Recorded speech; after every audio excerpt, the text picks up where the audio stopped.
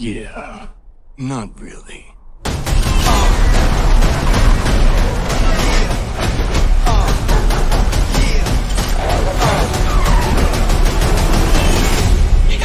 Hi and welcome to MeTube. So this is our movie review of John Wick 4.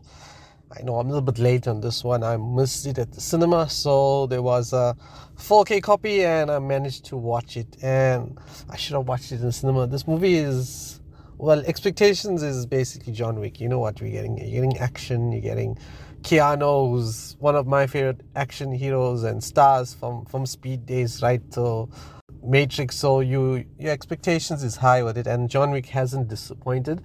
My favorite is, I think, number one still.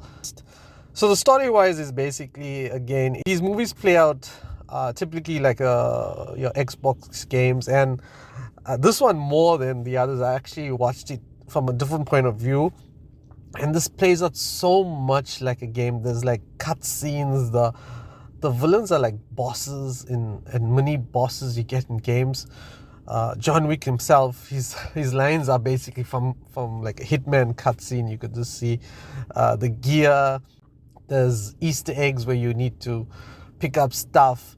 Even there's one action scene, it's the end action scene when he's trying to get to the church, or from the church to the main meeting point.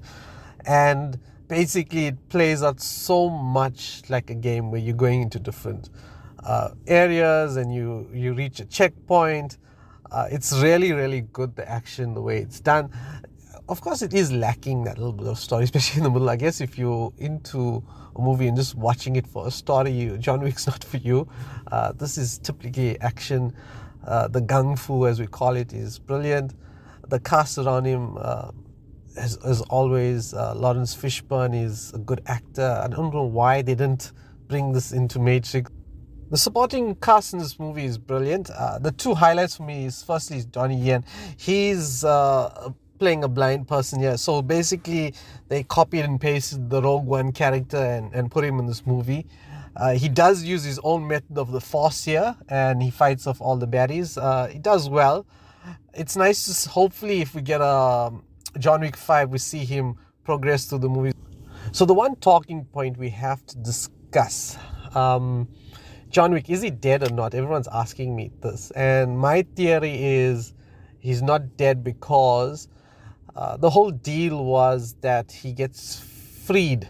So John Wick is free. So basically John Wick is dead, the persona, but the person who's, maybe that wasn't his real name all the time, John Wick was the hitman name, is now free and he's free to live his life. So that's my thing about it. They've put a tombstone for basically everybody, outsiders, to say that John Wick's gone, but in theory he's very much alive and living. So you might get a John Wick Volume 5 one day. I don't expect it to be now. You might get a series on the Continental.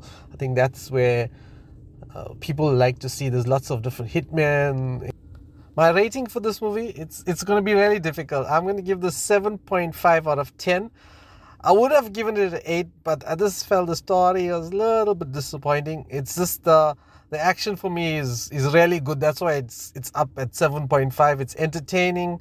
You'll never go wrong with Keanu Reeves and the John Wick series. So let's hope we get a 5. This could, but please don't make it a Fast and Furious type thing.